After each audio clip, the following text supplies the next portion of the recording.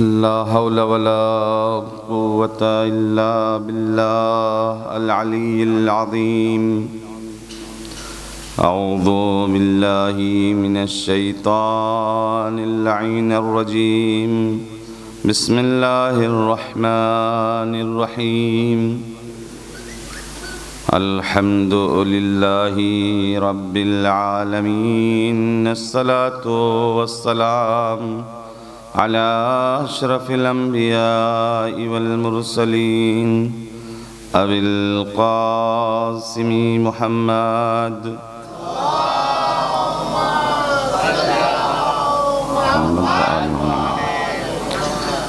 الذي كان عليا في درجاته وفاطما في تطهيراته وحسنا في صفاته وحسينا في تجلياته وزين العابدين في عباداته وباقرا في علم الأولين والآخرين بمعلوماته وصادقا في أقوال وكاظما على جميع الأحوال ومتمكنا في مقام الرضا جوادا كفه عند العطاء وهاديا إلى سبيل النجاة وعسكريا مع الغزاة ومهديا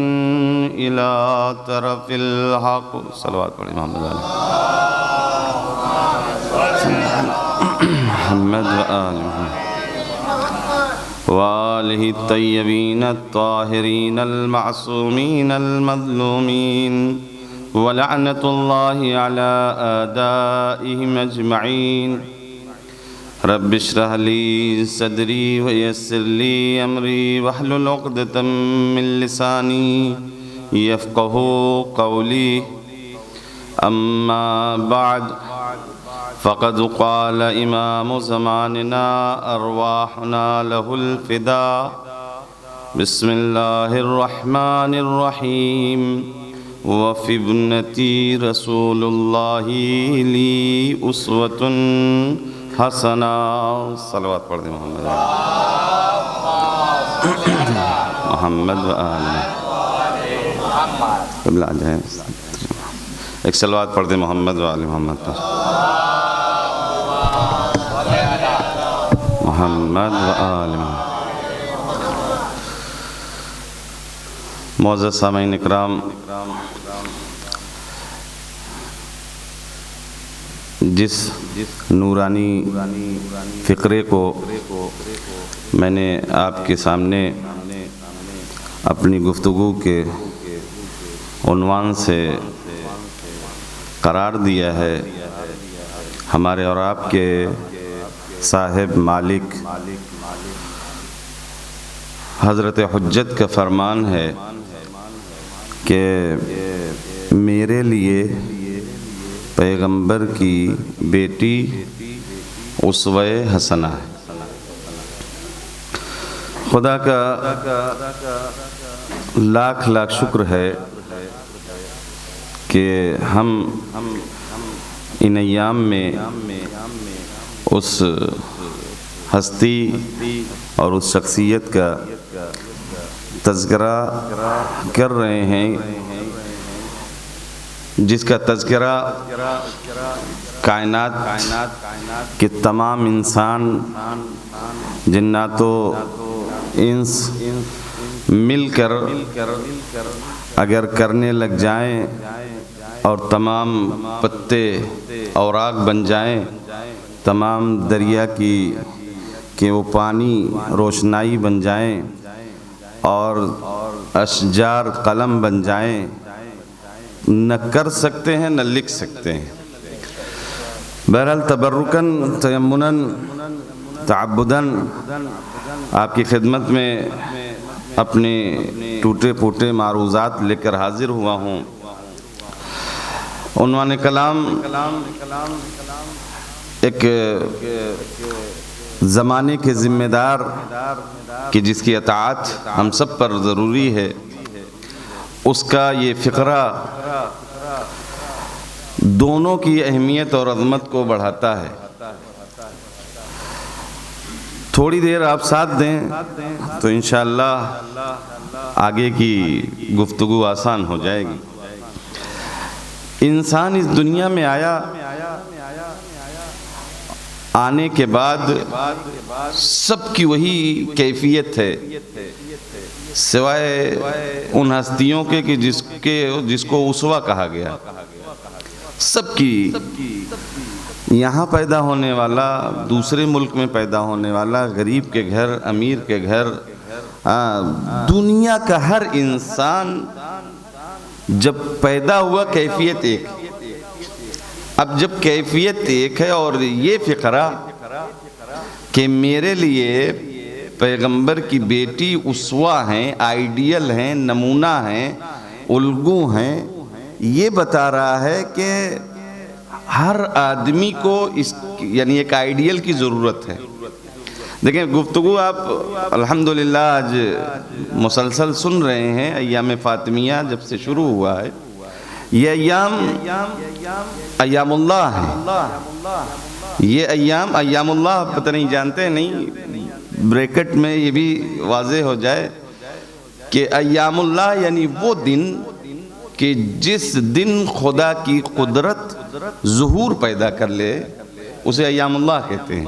یعنی خدا کی قدرت یا خدا کے طاقت ظہور پیدا کر جائے، وہ ایام اللہ ہے۔ اور قرآن میں بھی ایسا نہیں ہے میری یا کسی عالم یا کسی مجتہد کی گفتگو ہے، قرآن نے بھی کہا ہے، جناب موسیٰ کو کہا کہ وَلَقَدْ أَرْسَلْنَا بِآيَاتِنَا وَلَقَدْ أَرْسَلْنَا مُوسَىٰ بِآيَاتِنَا، ہم نے موسیٰ علیہ السلام کو آیات، نشانیوں، برہان، دلائل کے ذریعے بھیجا۔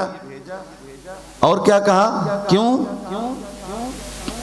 لِأَنْ أَخْرِجْ قَوْمَكَ، تاکہ وہ اپنی قوم کو نکالیں۔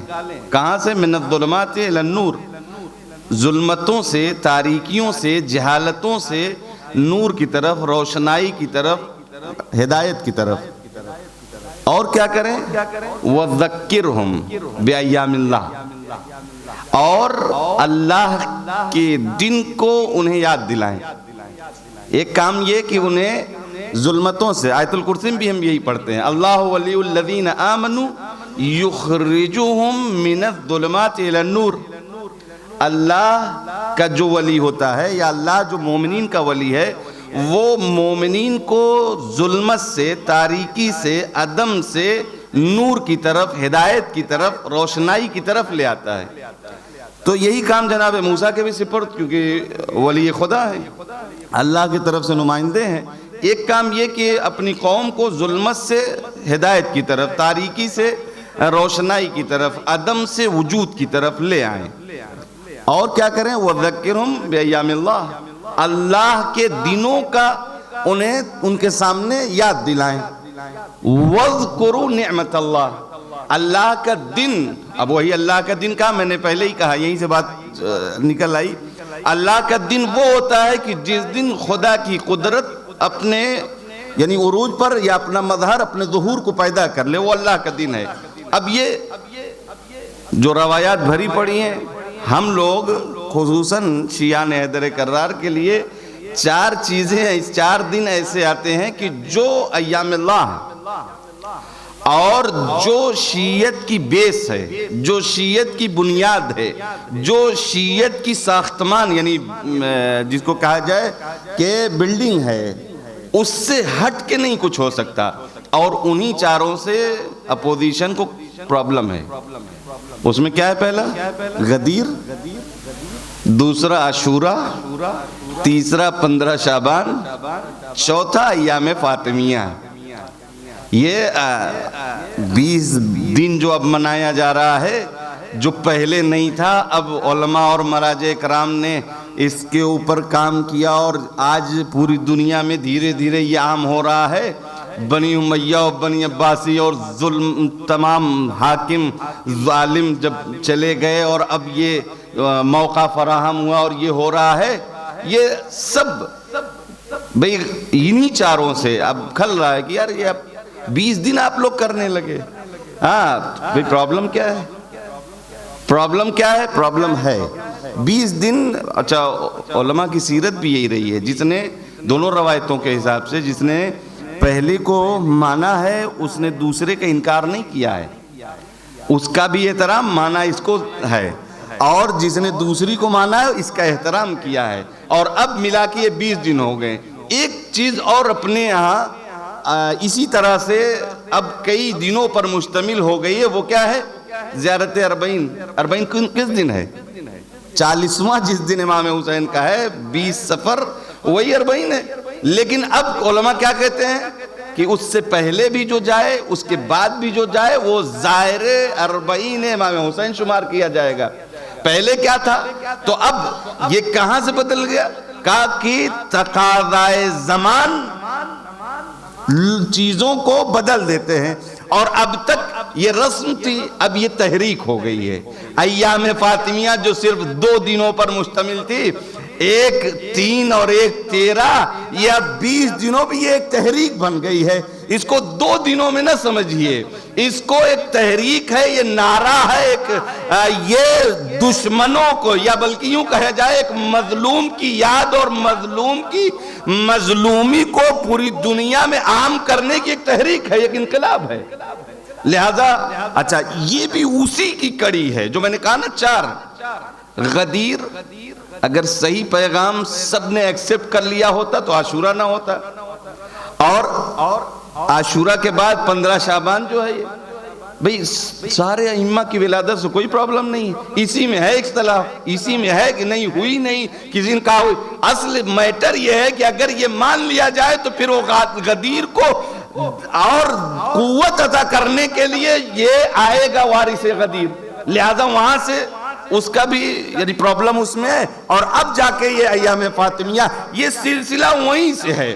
اگر غدیر کا پیغام صحیح سے ایکسپٹ کر لیا گیا ہوتا تو عاشورہ نہ ہوتا اور 15 شعبان بھی نہ کھٹکتی, اور پھر ایام فاطمیہ بھی گلے کی ہڈی نہ بن جاتی.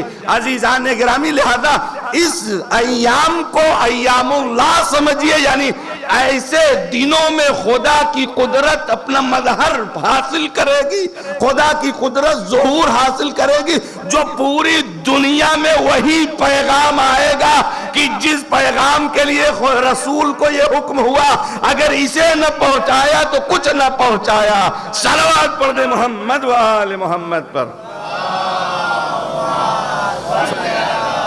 محمد و آل محمد. تو یہ ایام اللہ ہے, خدا کا دن ہے, یہ اس کی قدر کرنی چاہیے, اس کو غنیمت شمار کرنی چاہیے. اور وَاذْكُرُوا نِعْمَةَ اللَّهِ عَلَيْكُمْ, اے موسیٰ اللہ کی نعمت کو بھی بتاؤ, ذکر کرو, تذکرہ کرو, یاد کرو. کون سی نعمت؟ اِذْ أَنْجَاكُمْ مِنْ آلِ فِرْعَوْنَ, جب ہم نے تمہیں فرعون کے شر سے, آل فرعون سے نجات دیا. اب وہ پورا قصہ ہے. خدا تو اپنے بندوں کو بہتوں کے شر سے نجات دیا ہے, وہ ایام اللہ ہے, یہ نعمت ہے. اے خداوند عالم, اے بارگاہ یزدی میں ہم کھڑے ہو کر کہیں خدا یہ نعمت ہے. ظالم حاکم حکمراں کے شر سے بچ جانا, اس کی ظلم اور زیادتی سے بچ جانا, نجات دینا, خدا کہہ رہے نعمت ہے. یہ نعمت تیری کہیں جا کر, بھئی فرعون کے شر سے نجات ملی, نعمت, نمرود کے شر سے نجات ملی, نعمت. ہاں دنیا کی جتنے بھی حکمراں گزرے ہیں, میں ایک ایک نام لوں, 5 منٹ اسی میں چلا جائے گا. لہذا یہی بات کہ ظالمین کے شر سے نجات دینے کو خدا کہہ رہا ہے نعمت ہے. اے خداوند عالم, یہ تیری جو نعمتیں ہیں, مختلف جگہوں پر آیا ہے کہ نعمتوں کا تذکرہ کرو, ایسا کیا, ایسا کیا, ایسا. یہ نعمتیں تیری کبھی مکمل بھی ہوئی ہے؟ کہاں ایک دن ایسا ہے کہ جس دن خدا کی نعمتیں مکمل ہوئی ہے, خدا کے دین بھی اسی دن کامل ہوا ہے. اگر یاد نہ آئے, سورہ مائدہ اٹھا کر 3 آیت پڑھی پڑھیے الیوم اکملت لکم دینکم واتممت علیکم نعمتی. تو خدا کی نعمتوں کو یاد کرنے کے لیے موسیٰ نبی اللہ سے کہا جا رہا ہے. تو جب اس چھوٹی چھوٹی نعمتوں کو یاد کرنے کا حکم ہے تو جو سب سے بڑی جس دن نعمت تمام ہوئی ہے اس دن کو یاد کرنا تو عظیم ذکر ہے. صلوات پڑھ دے محمد و آل محمد پر. محمد و آل محمد. تو یا علی، تو یہ ذکر کرنا، ایام اللہ کی یاد منانا، یہ حکم قرآنی کے مطابق ہے. فقہا، مراجع اکرام اور انبیاء اور اولیاء خصوصاً اہل بیت اکرام علیہ السلام خوش ہوتے ہیں. ان کی سیرت ہے، ان کی سنت ہے. یہ خدا کا لاکھ لاکھ شکر ہے کہ ہم اس کو درک کر رہے ہیں. میں جس بات کو اپنے عنوان کلام میں، جس حدیث اور جس فقرے کو بیان کیا ہے، ہمارے زمانے کا امام کہتا ہے توقی میں بہت ساری باتیں لکھی ہیں. شیعوں کو گمراہی سے نجات، شیعوں کی عاقبت بخیر، شیعوں کو حاکم ظالموں سے نجات، یہ سب کے بعد کہتے ہیں وفی ابنت رسول اللہ لی اسوۃ حسنہ، اور میرے لیے تو پیغمبر کی بیٹی اسوہ حسنہ ہے. بات یہاں سے نکلی تھی کہ ہر آدمی جب دنیا میں آیا ہے تو اسوہ کی اسے ضرورت ہے.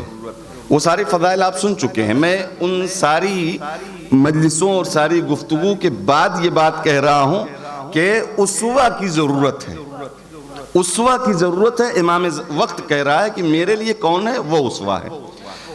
قرآن سے ہٹ جائیے، حدیث سے ہٹ جائیے. ایک کامن سینس اور فطری، ذاتی طور پر، فطری طور پر ایک بچہ بولنا جب نہیں جانتا تو وہ کیسا بولنا سیکھتا ہے؟ جو اس کے سامنے گھر میں بولا جاتا ہے. آپ کا بچہ میری طرح نہیں بولتا، میرا بچہ آپ کی طرح. کیوں؟ یہ بھی کورا ہے، اس کے صفحے ذہن پہ کچھ چھپا نہیں ہے. اس نے جیسا آئیڈیل دیکھا، جیسا نمونہ دیکھا، جیسا، اور یہ کامن ہے، سب کے لیے ہے. میں نے کہا چھوٹا بڑا، کہیں بھی، غریب امیر، شہری دیہاتی، جو بھی دنیا میں خلق ہوا، پیدا ہوا، آیا ہے، اس کو ایک اسوہ اور آئیڈیل کی ضرورت. یہی وجہ ہے آج زمانے میں لوگ اس کی یہ اسٹائل پسند ہے، اس کا یہ ہیئر اسٹائل پسند ہے، یہ وہی آئیڈیل.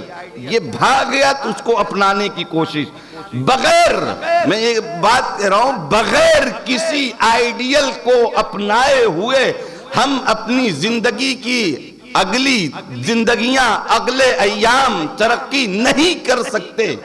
یہ فیکٹ ہے. کوئی بھی انسان اپنی زندگی کے مراحل کو طے ہی نہیں کر سکتا جب تک اس کے سامنے کوئی آئیڈیل نہ ہو، جب تک اس کے سامنے کوئی نمونے عمل نہ ہو، جب تک اس کے سامنے کوئی ایک کیریکٹر ایسا نہ ہو کہ جس کو دیکھ کر وہ چلے. چھوٹا بچہ ہے، ماں باپ کے کیریکٹر کو، چچا چچی کے کیریکٹر کو، بھائی کے کیریکٹر کو، بہن کے کیریکٹر کو دیکھ کر اسے، ایک بھائی اپنے بھائی کی طرح بولتا ہے، اس کا لب و لہجہ وہی ہے، اس کا انداز وہی ہے، عادتیں وہی ہے. کیوں؟ اس لیے کہ اس نے اسی کو دیکھا ہے. یہ کہنے کا مطلب ہماری اپنی زندگیاں آگے بڑھانے کے لیے ایک آئیڈیل کی ضرورت ہوتی ہے اور یہ کوئی اس سے انکار نہیں کر سکتا ہے. تو جب ہم کو اپنی زندگی گزارنے کے لیے، اپنی زندگی کے مراحل کو طے کرنے کے لیے ایک آئیڈیل کی ضرورت ہے، کوئی مانے یا نہ مانے مگر ہے، کہیں نہ کہیں وہ جا کر کسی نہ کسی کو اپنا آئیڈیل سمجھتا ہے. کسی بھی، ہر کسی میدان میں. اے عزیزان گرامی، یہ کون ہوتے ہیں جن کو ہم نے آئیڈیل بنایا؟ تقریر ان کے جیسی کرنا، نوحہ ان کے جیسا پڑھنا ہے، مجلس ان کے جیسی پڑھنا ہے، نمازیں ان کی جیسی، قرات ان کے جیسی. ساری زندگی، ضروریات زندگی، امور زندگی میں یہی ہم کرتے ہیں.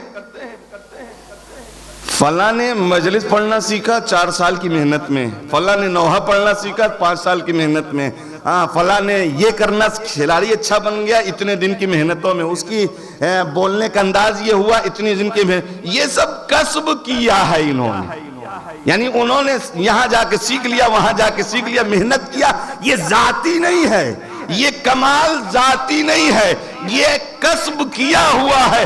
کسب کیے ہوئے کمال کو دیکھ کر ہم متاثر ہوئے اور اس کے جیسا بننے کی کوشش کرنے لگ جاتے ہیں۔ اے عزیزان گرامی، سوچنے کا مقام ہے کہ نہیں ہے؟ اے بھیا 4 دن میں جس نے یہ سیکھا، 4 برس میں جس نے سیکھا، اس کو تو اپنے لیے آئیڈیل بنا رہے ہیں، لیکن جو زمانے کا مالک کہہ رہا ہے ہمارے لیے تو پیغمبر کی بیٹی اسوہ ہے، ہمارے لیے تو پیغمبر کی بیٹی آئیڈیل ہے، تو اس کو اپنی زندگی میں آئیڈیل بنانا بدرجہ اولا ہمیں چاہیے، اس لیے کہ اس کے سارے کمالات کسبی نہیں ہیں، پیدائش سے پہلے سے سارے کمال موجود ہیں۔ آپ یہ انسان ہے نا، دنیا کی ساری مخلوقات جب دنیا میں آئے تو ان کی وہ صفت ان کے ساتھ آئی۔ شیر آیا، کوئی آپ اتنے بڑے مجمع سے کوئی ایک کہہ دے کہ میں نے فلاں جگہ شیر کو دیکھا، اس میں شجاعت اور درندگی نہیں تھی۔ پتھر ہے، پتھر کو خدا نے خلق کیا ہے، کوئی ایک آدمی کہہ دے کہ میں نے پتھر دیکھا تھا لیکن وہ نرم تھا۔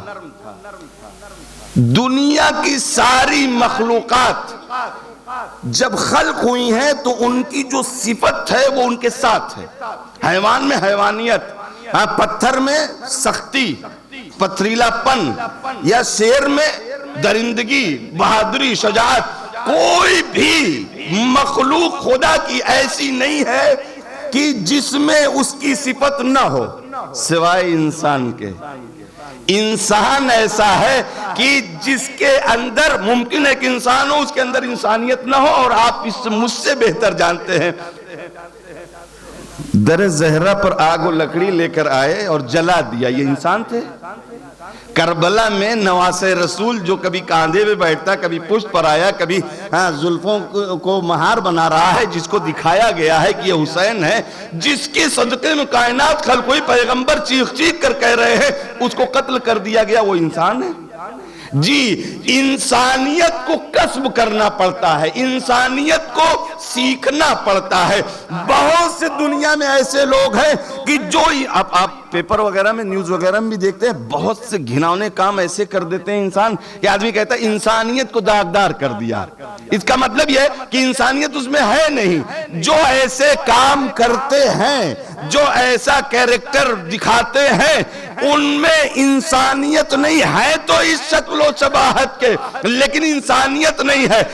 قرآن یہ کہہ رہا ہے، چیخ چیخ کر حدیثیں بھری پڑی ہیں، تاریخ داں دانشور کہتے ہیں کہ خدا کی ساری مخلوق میں اس کی صفتیں ہوتی ہیں خلقت کے ساتھ، لیکن انسان ایک ایسا مخلوق ہے کہ جس کے اندر انسانیت کسب کی جاتی ہے۔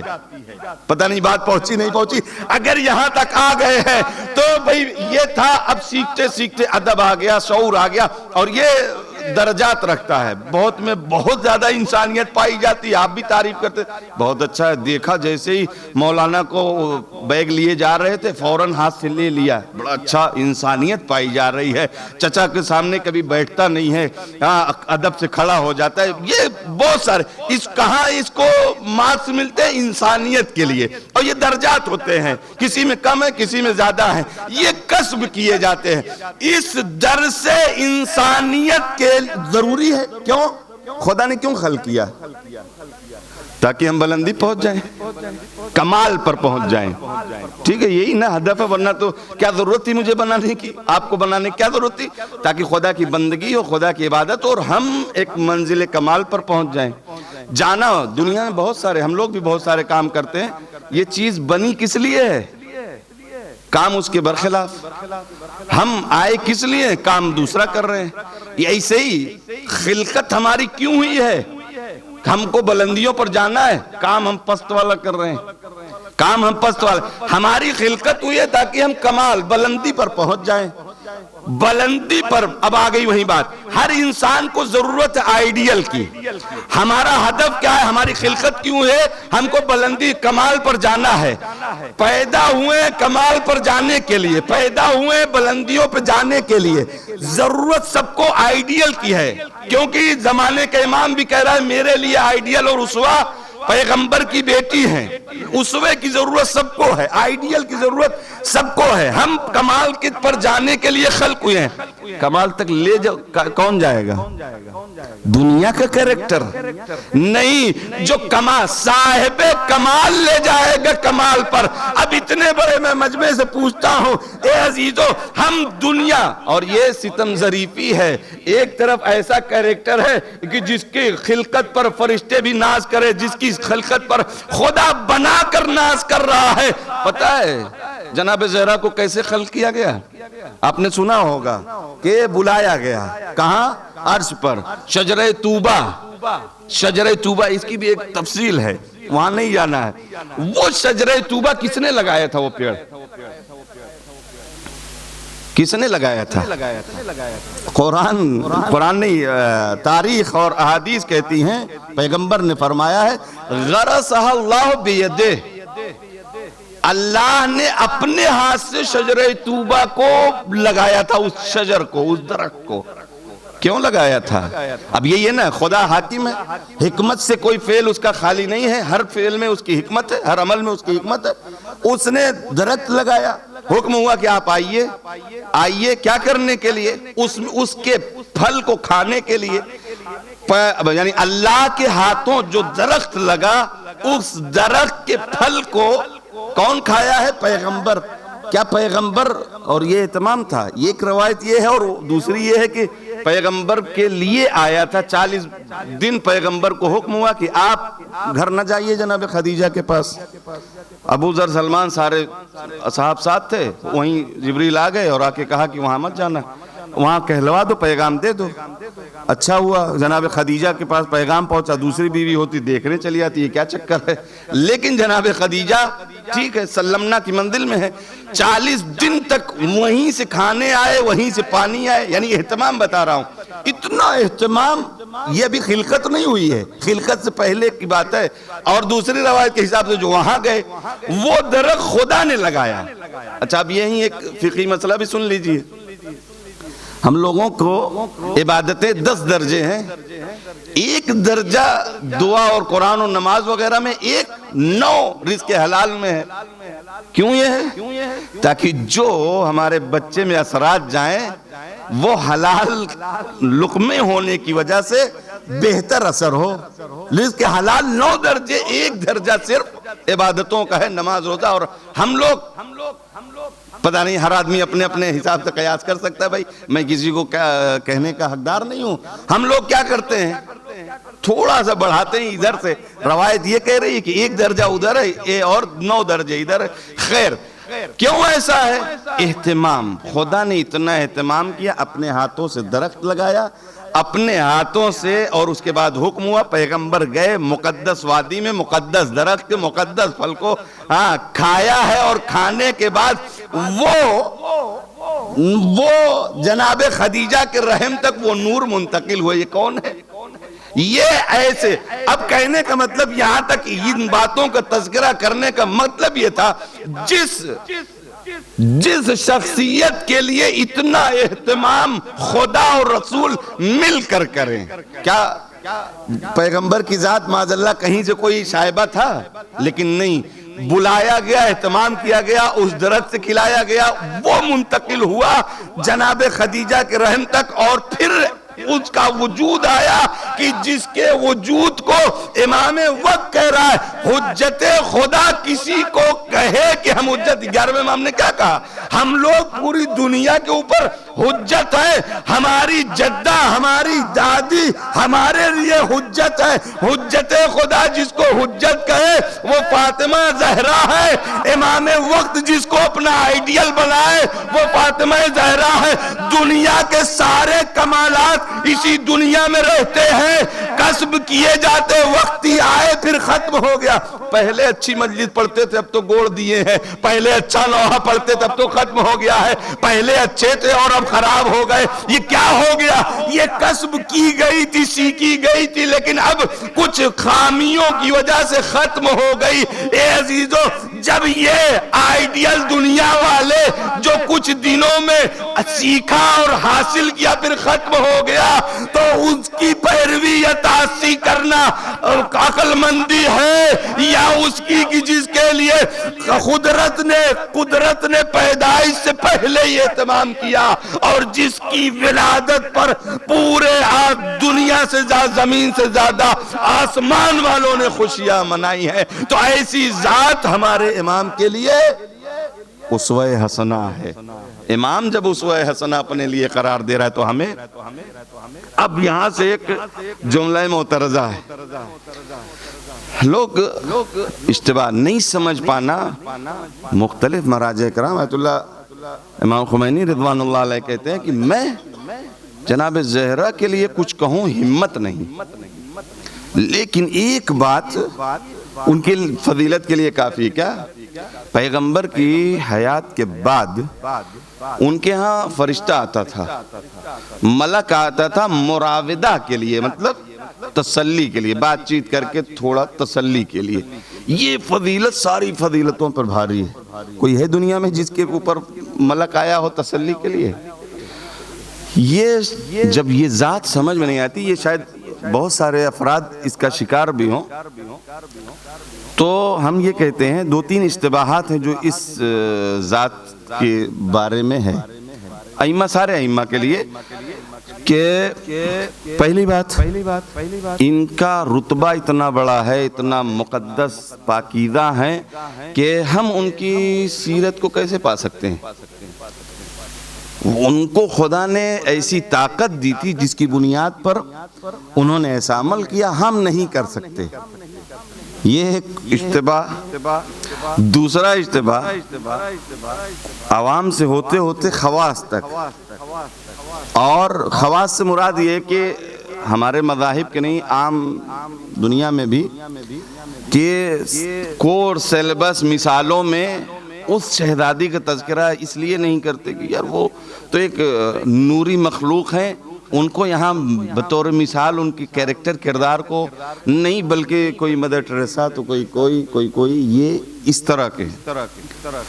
اور تیسرا جو شاید ہم لوگ بھی اس میں شامل ہو جائیں، جب باتیں سمجھ میں نہیں آتی، کسی کی سیرت، کسی کا رتبہ اور حقیقت ذات کو تو سمجھ ہی نہیں سکتے، یہ تو طے ہے، لیکن ان کی جب سیرت نہیں سمجھ میں آتی تو اس صحیح اور اصلی سیرت کی جگہ کچھ اور خاکہ بنا دیا جاتا ہے، تصور ایک ذہن میں لا دیا جاتا ہے کہ اچھا یہ ایسے ایسے، جیسے قرآن سمجھ لیجئے، ہم لوگ قرآن مقدس ہے، مطہر ہے، خدا کی معجزہ والی کتاب ہے، اس کا کوئی جواب نہیں، کوئی ثانی نہیں، تو اس کو ایسا جزدانوں میں رکھا ہے، خالی جزدانوں تک رہے۔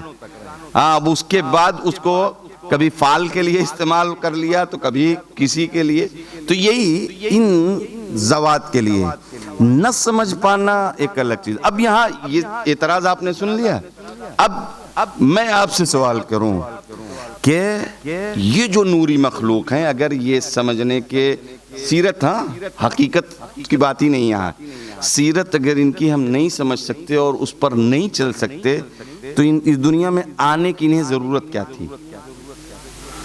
ہے کوئی ضرورت؟ اچھا ایک آ گیا، اس کے ساتھ ہم نے کیا کیا؟ دنیا نے کیا کیا؟ تو اب تو نہیں آنا چاہیے تھا کہ بھئی اب ختم بات، اب نہیں جائیں گے۔ کیوں؟ یہ لوگ آتے رہے اور ان کو عمل کرنے کی، یہ تو وہاں کے تھے نا، وہاں یعنی عرش جیسے ماحول کو چھوڑ کر اس دنیا میں آئے، اور آنے کے بعد کیا ہم لوگوں نے مہمان نوازی کی؟ ہم لوگوں سے مراد سارے پوری انسانیت ہے، مہمان نوازی کی، ان کی کیا کیا؟ کسی نے وہ حق نہیں دیا کہ جو دینا چاہیے تھا، حتیٰ ہم لوگ بھی رتبہ تو ان کا سمجھ نہیں سکتے، ان کی سیرت بھی سمجھ، یعنی اگر سمجھتے بھی ہیں، یہاں کون ہے ایسا کہ جس نے نہیں سمجھا ہے کہ شہزادی کی سیرت کیا تھی، لیکن کام نہیں کر رہے ہیں۔ تو کیا جان لینا ہی صرف کافی ہے؟ قرآن کیا کہتا ہے؟ بما کنتم تعملون، جملے پر غور کیجئے گا. قرآن ہر جگہ جہاں اس طرح کی باتیں ہیں بما کنتم تعملون، بما کنتم تعملون، کہیں یہ نہیں کہا ہے کہ بما کنتم تعلمون. جان لینا، میں مریض ہوں، ٹھیک ہے، میں جان رہا ہوں میں مریض ہوں، تو میں ٹھیک ہو جاؤں گا جان لینے سے؟ ایک لمحہ فکریہ ہے، ماننا نہ ماننا آپ کی ذمہ داری ہے. صرف جان لینا کہ میں مریض ہوں تو یہ جان لینے سے میں ٹھیک ہو جاؤں گا؟ قرآن بھی کہہ رہا ہے جزا تب ملے گی جب آپ عمل کریں گے. بما کنتم تعملون، بما کنتم تعلمون سے نہیں. یہ جزا آپ کو ہے جو آپ نے کیا ہے، یہ جزا آپ کو ہے یہ جو آپ نے کیا ہے، یہ جزا آپ کو ہے جو آپ نے کیا ہے. کہیں یہ نہیں کہا یہ جزا آپ کو ہے جو آپ نے جانا ہے. سمجھ رہے ہیں بات؟ یعنی جان لینے سے ہم کو جزا نہیں ملنے والی ہے. ہاں، اس محبت کے طفیل ہم خوش ہوں گے، ایک حرارت ہمارے اندر آئے گی، تحریک پیدا ہوگی، ہمارے چہرے پہ خوشحالی آئے گی، لیکن ہم کو جزا کب ملے گی؟ جب اس پر چلیں گے. انصاف کیا ہم نے؟ عمل جب اس پر کریں گے. اور سب جانتے ہیں کہ شہزادی کی سیرت کیا ہے، لیکن کیا اس پر ہم لوگوں نے عمل کیا؟ جی ظلم یہی ہے. شہزادی سیرت ہے، شہزادی اسوہ ہے، آئیڈیل ہے، نمونہ ہے امام وقت کے لیے. امام کہہ رہے ہیں اب آ جائیے ساری، یعنی یہاں تک اگر آپ آ گئے ہیں، اسوہ کس کو بنائے؟ اور شہزادی کو. پیغمبر کی بیٹی میرے لیے اسوہ ہے. کس فیلڈ میں؟ بھئی اسوہ ظاہراً یہ کہا جاتا ہے کہ یہ تو عورت ہیں، وہ مرد ہیں. یہ ایک بات. دوسری بات یہ کہ وہ غائب ہیں، یہ حاضر ہیں. تیسری بات وہ اس میں کئی سوالوں کے جواب پوشیدہ ہیں. امام وقت کی اس فرمان کے مطابق کئی مقدر سوال، پوشیدہ سوالوں کے جواب پوشیدہ ہیں. فرق نہیں کرتا بھئی نماز پڑھنے میں، اعتقاد کو ظاہر کرنے میں عورت مرد میں کیا فرق ہے؟ اسوہ ہے. ایک ظالم حکمراں کی بیعت کرنے میں عورت مرد میں کیا فرق ہے؟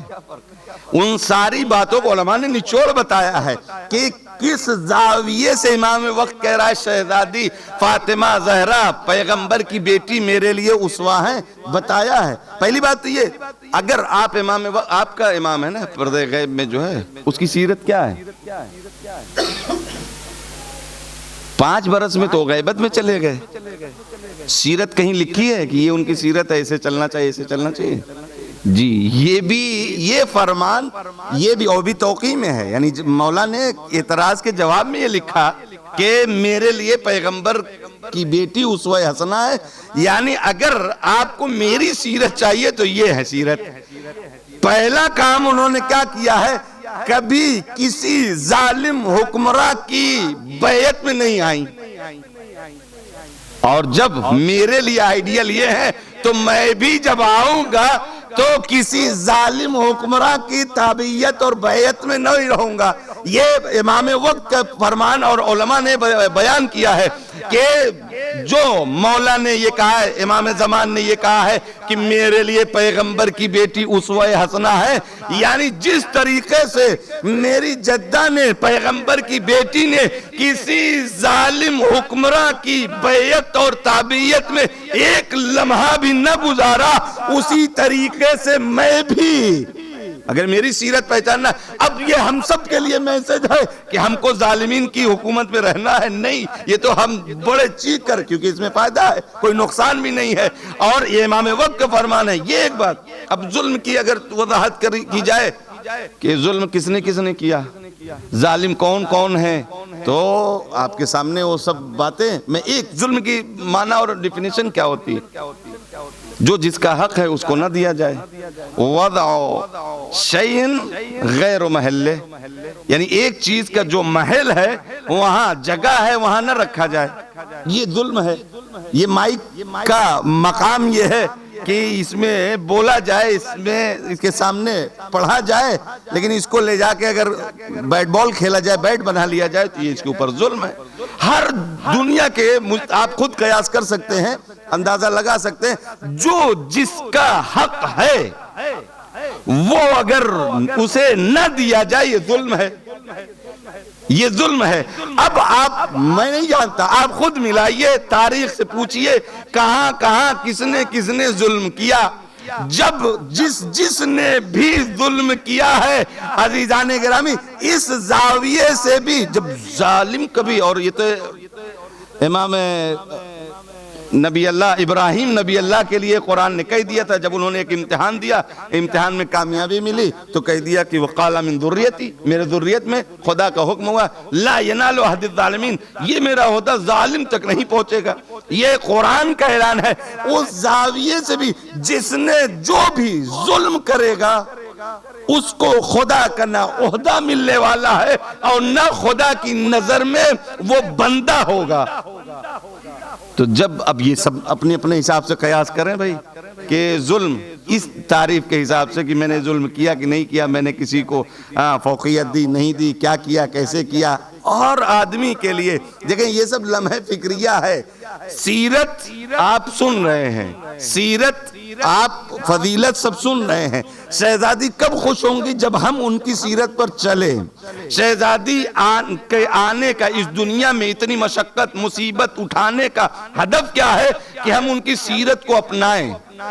کون سیرت اپنا رہا ہے؟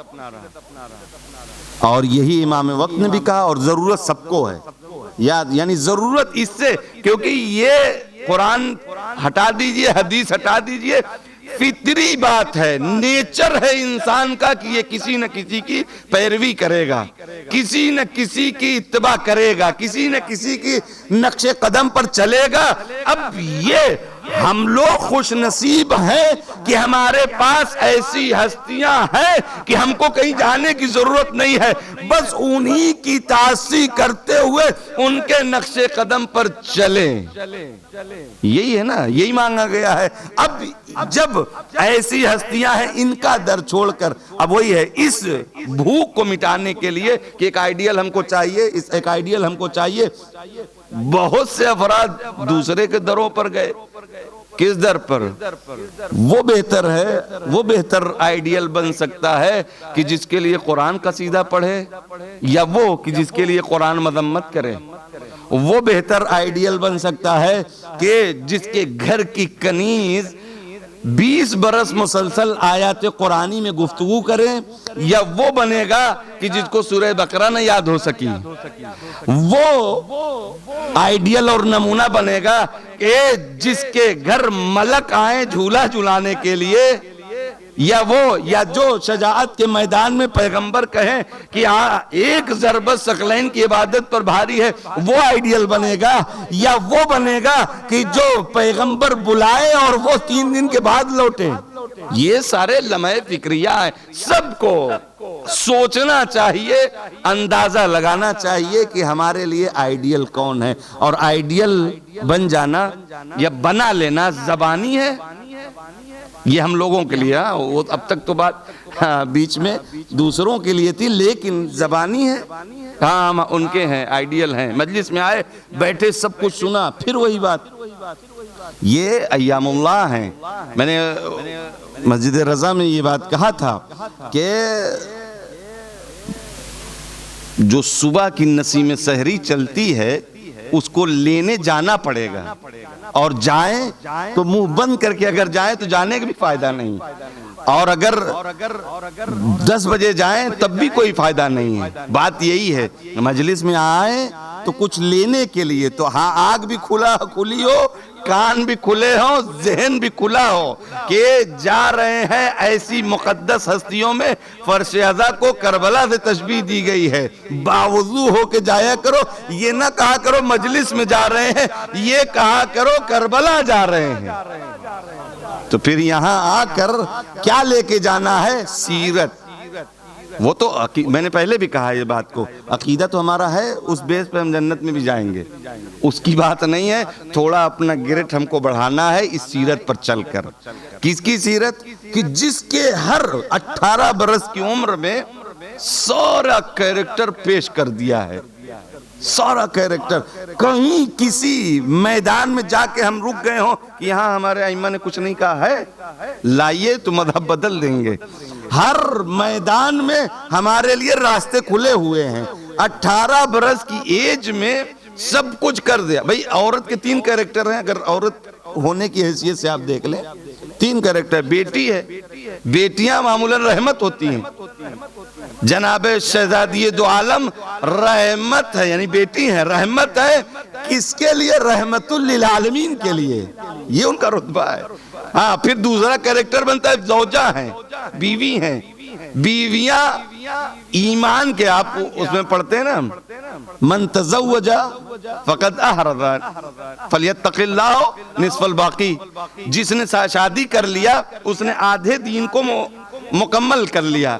اب آدھے کے لیے, یعنی جس نے, کنوارے لوگ کے پاس آدھا دین ہے, اسی لیے بہت ساری عبادتوں کا رتبہ بھی کم ہے. کنواروں کے لیے, شادی شدہ کے لیے بڑھ جاتا ہے. اس کی 70 رکعت, حتی بعض روایتوں میں یہ بھی ہے اس کی 70 رکعت, اس کی 2 رکعت, شادی شدہ کی 2 رکعت. تو ایمان کب مکمل ہوتا ہے؟ جب شادی ہو جاتی ہے. حدیث ہے شادی ہونے کے بعد ایمان. بیوی آ کر ایمان مکمل کر دی. عام بیویاں عام شوہروں کی ایمان مکمل. شہزادی دو عالم امیر المومنین کل ایمان کے مکمل ہونے کی سبب ہیں. اور پھر جب ماں بنی ہے, ماں کے پیروں کے نیچے جنت ہے. عام ماں کے, یہ اس کے لیے جنت ہے جو جوانان جنت دار ہیں.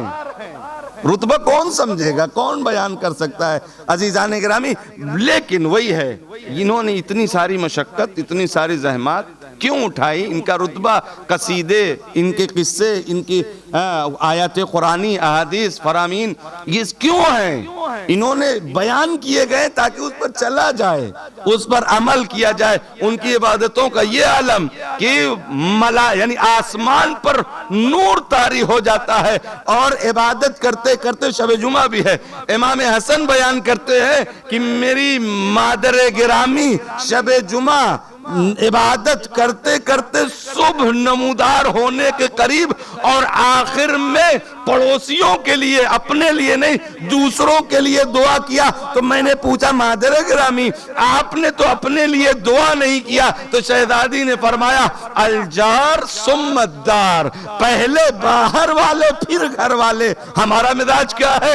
پہلے اپنا پیٹ بھرے, بچ گیا تو دوسروں کے لیے. یہ سیرت شہزادی ہے. مدینے کے بڑے حالات خراب تھے, بڑے حالات خراب تھے. جب جنگ خیبر ہوئی ہے, کئی گھروں میں چولہے نہیں جلے تھے. جب فتح خیبر ہوئی اور لوگ اپنے اپنے گھروں کو پلٹے مال غنیمت لے لے کے, تو بہت سے مالدار ہو گئے. شہزادی کے گھر میں بھی چولہا نہیں جلا تھا, اور بچوں کو یہ دلاسے دیے جا رہے تھے بابا آئیں گے تو پھر انتظام ہوگا. علی آئے خالی ہاتھ. اے علی کیا ہوا؟ کہا ملا تو. اچھا, جب عام لوگوں کے پاس اتنا آیا کہ مالدار ہو گئے اس مال غنیمت سے, تو یہ مین کیریکٹر تھا فتح خیبر میں, تو ان کے پاس تو دوسروں کے بنسبت زیادہ مال آنا چاہیے تھا, اور آیا بھی تھا. لیکن راستے میں اتنے غریب و محتاج و نادار ملے. اے فاطمہ میں نے سب بانٹ دیا, تقسیم کر دیا.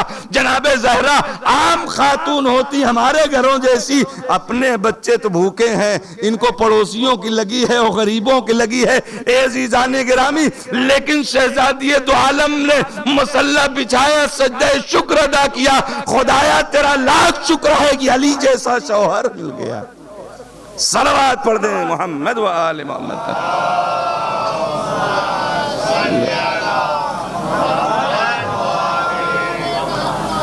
شادی کے جوڑوں کو یادگار بنا کے رکھ دیا جاتا ہے, بس چلے تو اس کو میوزیم میں رکھا دیا جائے. کسی سائل نے آ کے مانگا, دے دیا. پیغمبر دوسرے دن گئے, ارے بیٹا تمہارا یہ پرانا جوڑا پہنے ہو؟ ہاں بابا. ایک سائل نے مانگا, مجھے چونکہ پسند تھا, آپ کی حدیث ہے جو اپنے لیے پسند کرو وہ دوسروں کے لیے, تو مجھے یہ پسند تھا لہذا نیا جوڑا میں نے اس سائل کو دے دیا. یہ شہزادی ہے. یہ سیرت کون نہیں جانتا؟ وہی پھر کہوں گا خدا جزا بما کنتم تعلمون پہ نہیں دینے والا ہے، بما کنتم تعملون پہ دے گا۔ جو جانتے ہیں اس پر جزا نہیں ملے گی۔ ہم جانتے بیمار ہیں، ٹھیک نہیں ہوں گے جب تک علاج نہیں کریں گے۔ کرنے سے، سیرت پر چلنے سے، عمل کرنے سے جزا ملنے والی ہے، صرف جان لینا کافی نہیں ہے۔ شہزادی کی سیرت یہ ہے۔ وہی میں نے کہا انصاف کسی نے نہیں کیا۔ ہم چاہے چاہنے والے، ہم سے تو اور بھی شاید درد ہو، دوسروں سے تو اتنا گلا نہیں ہے، اپنے تو کم سے کم ہماری سیرت پر چل کے دکھا دیں، اپنے تو کم سے کم ہمارا نام روشن کر دیں اپنے۔ اور یقیناً شہزادی کی یہ سیرت ان کے لیے تو تھی ہی نہیں۔ اتنا رتبہ خداوند عالم کی طرف سے، کتنے حدیثیں اور کتنے واقعات ہیں، آپ سنتے رہتے ہیں، میں وہ سارے واقعات میں نہیں، ایک انار، وہ بہت مشہور واقعہ، ایک انار، کیوں؟ وہ بھی فرمائش کی، مولا بار بار اصرار کر رہے ہیں، کچھ حالت خراب تھی، طبیعت خراب تھی، فاطمہ کچھ خواہش ہے، کچھ کھانے کا دل کہتا ہے، ہاں مگر بابا کی حدیث یاد آ رہی ہے، کیا کہ علی سے کوئی سفارش نہ کرنا، فرمائش نہ کرنا۔ یہ بھی سیرت ہے، لیکن ہم کہاں تک لیں یہ تو ہم خود جانتے ہیں۔ کوئی فرمائش نہ کرنا، کوئی خواہش نہ اظہار نہ کرنا۔ مولا نے کہا تمہیں میرے حق کا واسطہ ہے، جو دل کہے بولو۔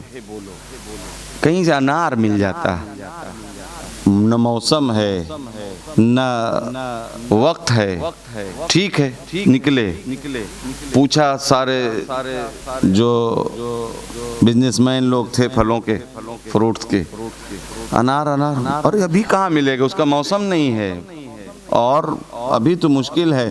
کسی نے کہا کہ ایک شمعون یہودی ہے، وہ بڑا ٹھیکیدار ہے، بڑا جو ہے تاجر ہے، اس کے پاس مل سکتا ہے۔ مولا اس کے در پر گئے، کھٹکھٹایا، ارے علی اس وقت، ہاں شہزادی کی طبیعت ٹھیک نہیں ہے، انار کی فرمائش اور خواہش کی ہے۔ ہاں لایا تو تھا میں، وہ کہہ رہا ہے لایا تو تھا میں، لیکن سب ختم ہو گئے، بک گئے۔ مولا نے کہا کہ نہیں ہے، مولا نے کہا نہیں ہے، علم امامت سے سمجھ گئے ہے، انہوں نے کہا نہیں ہے، میں کہہ رہا ہوں نہیں ہے، مولا نے کہا نہیں ہے۔ اتنے میں بیوی اس کی یہودن سن رہی تھی، ہاں ہاں ہے، میں نے ایک پتوں میں چھپا رکھا ہے۔ اب اسے بلایا گیا، وہ منگایا، اب وہ لا کے دی۔ مولا نے نصف درہم اس کا یا دینار اس کی قیمت تھی، مولا نے 4 برابر دی، 4 درہم دیے۔ اس نے کہا اتنی قیمت نہیں ہے، نصف ہے، آدھا درہم ہے۔ کہا نہیں، یہ تیری بیوی کا مقصد یہ تھا، ارادہ یہ تھا کہ اس کو میں بیچوں گی اور زیادہ قیمت، کیونکہ یہ بھی موسم نہیں ہے، لہٰذا یہ اس کا ہے، یہ نصف درہم تیرا ہے۔ مولا دے کر اسے چل پڑے۔ اب بھئی پہلی بار زندگی میں فرمائش ہے اور اس کو بھی پوری کرنے کے لیے یہ محنت چل رہی ہے۔ مولا جب پہنچے، راستے سے گزر رہے تھے کہ ایک کڈھر سے کسی کراہنے کی آواز آئی۔ مولا امام وقت ہے، امت کا خیال کتنا ہے، اپنی رعایا کا کتنا خیال۔ پوچھا ارے کہاں سے آواز آ رہی، ذرا دیکھ لیں کیا بات ہے۔ اس سے جا کے پوچھا کیا ہوا، کہا طبیعت ٹھیک نہیں ہے، تو کوئی حاجت ہو تو بولو۔ کہا انار کھانے کا دل کہہ رہا ہے۔ بات پھنس گئی۔ مولا انار کس نے فرمائش کی، خود تو کہے بھی نہیں تھے، آپ ہی نے اصرار کیا ہے تو ادھر سے یہ فرمائش ہوئی اور اب یہ مانگ لیا ہے، کیا کریں؟ اہل بیت نادار، یا آپ اگر کسی کے دل اور خیال میں یہ تصور ہو کہ اہل بیت کے پاس کچھ نہیں، مجبور ہے، جی نہیں، یہ دے کر نادار ہوئے ہیں، مجبور بھی نہیں ہے، مظلوم ہے۔ اب یہ انار ہے، چاہے تو اپنے گھر، نہیں بھائی میری بیوی نے مانگا ہے، آپ کو نہیں دوں گا، جیسے ہم لوگ کرتے ہیں، لیکن ٹھیک ہے، سوچا آدھا دے دیتا ہوں، آدھا وہاں پہنچا دوں گا، آدھا ان کو دے دیتا ہوں، اس کی بھی بات رہ جائے گی، ان کی بھی بات رہ جائے گی۔ اس نے آدھا کھا لے گا، انار بڑے اچھے تھے، آدھا اور مل جاتا تو مزہ آ جاتا، شاید تو حالت کچھ ٹھیک ہو جاتی۔ اب ٹھیک ہے، وہ آدھا بھی دے دیا۔ اب وہاں سے تو چلے، کس دل سے جائیں علی؟ کائنات کا علی، کائنات کا مشکل کشا، ایک کی مشکل کشائی کر کے آ رہا۔ گھر میں زوجہ نے یہ فرمائش کی، وہ بھی اصرار کے بعد، اور اب کیا ہے، خالی ہاتھ کسی طرح ہمت جٹا کے دق الباب کیا۔ اب جب دروازہ کھلا، جیسے ہی دروازہ کھلا، سامنے تشت میں دیکھا انار رکھے ہیں۔ ارے یہ انار کہاں سے آئے؟ کہا آپ ہی نے تو بھیجا تھا۔ دق الباب ہوا، جناب فضہ گئیں اور دروازہ کھولا، کہا یہ علی نے انار بھیجے ہیں۔ یہاں ایک تھا۔ قرآن کیا کہہ رہا ہے؟ آپ اگر نیکی کرو تو اس کا 10 ملے گا۔ ایک انار راہ خدا میں، خدا کی راہ میں دیا، یہاں جنت سے، یعنی وہ انار دنیا کے تھے اور اس کی کیفیت بھی وہ نہیں تھی، نہ کمیتی وہ تھی، ایک تھا، لیکن وہاں تشت میں بھرے انار ہیں۔ عزیزان گرامی، اگر راہ خدا میں اپنا بچ جائے دینا، بچ جائے تو دینا آسان ہے، لیکن جب ضرورت ہو تب دینا یہ اہل بیت کے گھرانے کا وطیرہ ہے۔ لہذا دیا راہ خدا میں تو خدا نے اسے جنت سے اس سے بہتر اس کے اجر میں بھیج دیا، اور شہزادی نے کھایا، انار بہت اچھے تھے اور لگتا نہیں تھا دنیا کے تھے۔ اے عزیزان گرامی، یہ میسج نہیں ہے، یہ سیرت ہے شہزادی دو عالم اور مولائے کائنات کی۔ یہ دنیا میں رتبہ ہے، اور آخرت کے رتبے کا کیا کہنا کہ 5ویں امام سے جناب جابر نے کہا کوئی حدیث مولا اپنے جدہ کے بارے میں سنائیے تو میں اس کو پورے جہاں جہاں جاؤں اس کو بیان کروں۔ تو فرماتے ہیں 5ویں امام کے پیغمبر گرامی نے فرمایا کہ محشر کا میدان ہوگا، تمام انبیاء کو حکم ہوگا، نور کا منبر بنے گا، میرا منبر سب سے اوپر ہوگا، اونچا بلند ہوگا، اور وہاں کہا جائے گا مجھ سے کہ خطبہ دو، تو میں خطبہ دوں گا۔ اس کے بعد پھر اوصیاء کو حکم ہوگا، نور کا منبر بنے گا، اوصیاء سے کہا جائے گا کہ آئیے اس پر بیٹھیے، اس میں میرا وصی علی ابن ابی طالب، اس کا منبر سب سے بلند و بالا ہوگا، اس سے کہا جائے گا خطبہ دو، تو خطبہ دے گا، ایسا خطبہ کہ کبھی کسی نے سنا نہ ہوگا۔ پھر نبیوں کے بیٹوں کے لیے منبر بنے گا، ان میں حسنین کا منبر سب سے بلند و بالا ہوگا، پھر ان سے بھی کہا جائے گا آپ بھی خطبہ دیجئے، آپ بھی بولیے، تو وہ لوگ بھی وہ خطبہ دیں گے کہ جو کبھی کسی نے سنا نہ ہوگا۔ اس کے بعد حکم ہوگا کہ اب اہل محشر اپنی آنکھوں کو بند کر لو، سروں کو جھکا لو، کیوں؟ کائنات کے رسول کی بیٹی آ رہی ہے، حتیٰ تمر، یہاں تک کہ وہ گزر جائے۔ یہ کون؟ جناب سید دو عالم، گزر جائے، آنکھوں کو بند کر لو۔ اب یہاں سے آنکھوں کو بند کر لیا جائے گا، جناب سیدہ آئیں گی، ان کے مہار کو جبریل پکڑے ہوں گے، اور بڑھتے ہیں، جنت کا دروازہ سجا ہوا، سجی ہوئی جنت، دروازے کے قریب جائیں گی، شہزادی پیچھے مڑ کے دیکھیں گی، آواز آئے گی جنت آمادہ ہے، عروج کیجئے، داخل ہو جائیے۔ شہزادی کہیں گی نہیں، میں دیکھ رہی ہوں، اپنا مقام، اپنا رتبہ دیکھنا چاہتی ہوں۔ تو آپ جتنے آپ کے محبین ہیں ان کو لے جائیے جنت میں۔ پھر روایت کہتی ہے جیسے پرندے خراب دانوں میں سے اچھے دانے چن لیتے ہیں، پوری دنیا سے شہزادی دو عالم اپنے چاہنے والوں کو چن لیں گی اور جنت میں داخل۔ پھر یہ جائیں گے جو چنے ہوئے ہیں، یہ بھی وہاں پہنچیں گے تو یہ بھی رک جائیں گے، کیا کرنے کے لیے؟ کیا ہوا؟ جنت آمادہ، داخل ہو جائیے۔ نہیں، ہم بھی اپنا مقام اور رتبہ دیکھنا چاہتے ہیں۔ پھر کیا دیکھنا چاہتے ہو؟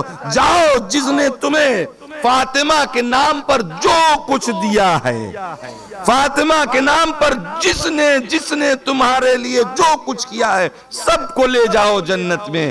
رتبہ سمجھئے یہ خدا کے ہاں رتبہ ہے۔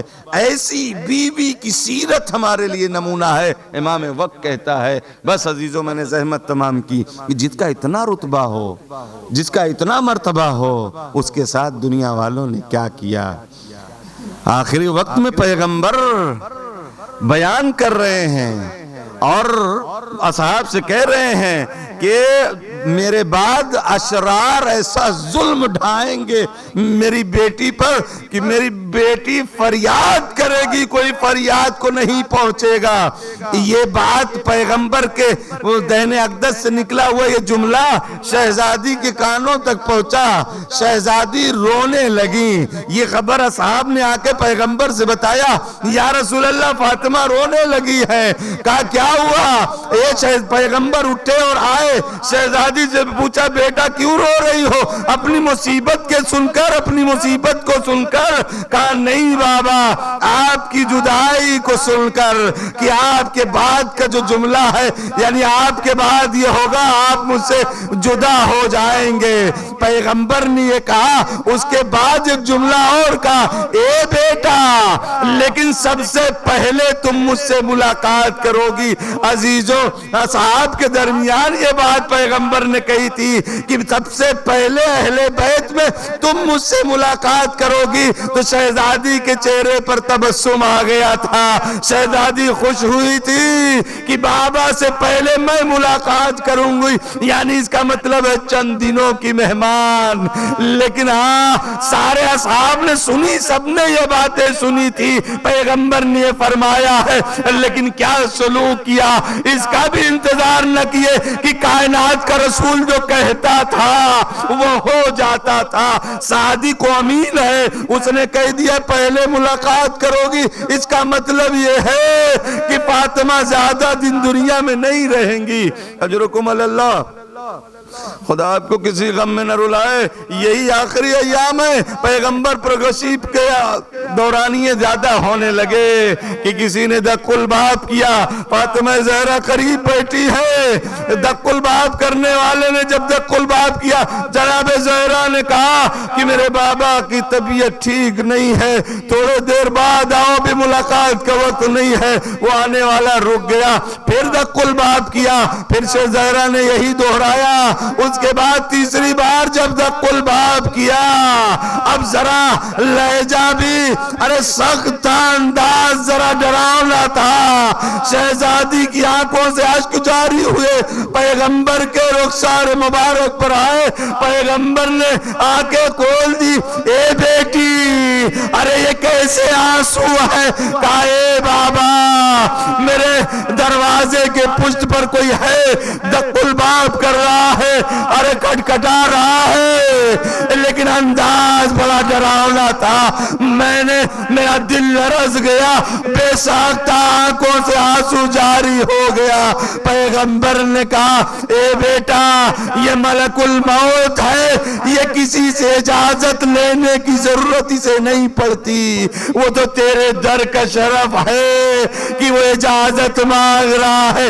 اے عزادارو، ارے شہزادی، میں کہوں گا کوئی بھی کتنا بھی سخت انداز رہا ہو، لیکن ہاں اس انداز سے تو کمتر ضرور رہا ہوگا کہ جب آگ و لکڑیاں آئی، دروازے کے باہر سے دھمکیاں آئی، شہزادی دروازے کے پیچھے سے کہتی ہے اس گھر میں آگ لگے گی جس میں حسنین ہے، ارے اس گھر کو جلاؤ گے جس میں حسنین رہتے، کوئی بھی ہو۔ عزیزو، گھر میں آگ لگی، مدینے والوں نے سوچا ارے شہزادی نے پیغمبر کا غم بڑھا دیا کیا، ارے چولہا کیسے جل گیا؟ ارے مدینے کے لوگوں کو معلوم نہیں یہ چولہا جلنے کا دھواں نہیں ہے، بلکہ یہ شہزادی کے دروازہ جل گیا۔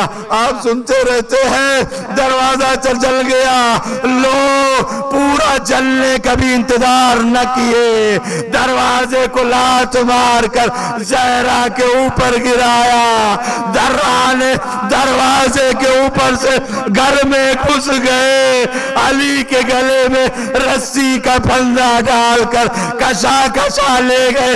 دروازے پہ جیسے پہنچے، فاطمہ نے علی کے کمر پہ پٹکے میں ہاتھ ڈالا، جانے نہیں دوں گی، اپنے والی و وارث کو، لیکن ظالم نے خود بیان کیا تھا، ارے میں نے تلوار کے دستے سے اتنی زور کا وار کیا، ارے شہزادی چیخ مار کر زمین پر غشتاری ہوا، یا فضا کی آواز گونجی، علی کو لے کر چلے گئے، ارے غش سے افاقہ ہوا، اینا ابو الحسن کہا ہے، اے بی بی ان کو لے کر گئے ہیں، کشا کشا پہ کھینچے ہوئے لے کر گئے ہیں۔ شہزادی اپنا غم بھول گئی، مسجد کی طرف آئی، کیا دیکھا؟ علی سر جھکائے ہیں، تلوار کھچی ہوئی ہے، ایک آدمی ہاتھوں کی مٹھیوں کو کھولنا چاہتا ہے کہ کسی طرح ہاتھ کھل جائے اور یہ اعلان ہو جائے کہ بیعت کر لیا مولا کو۔ اینا ابو الحسن، خلو یا ابو الحسن کی آوازیں بلند کرتے ہوئی شہزادی پہنچی، مولا کے کانوں تک آواز آئی، سلمان کو اشاروں میں بلایا، اے سلمان جا کے کہہ تو بد دعا نہ کرے۔ جیسے سلمان آئے فاطمہ زہرا سے کہا، اے بی بی بد دعا نہ کرنا۔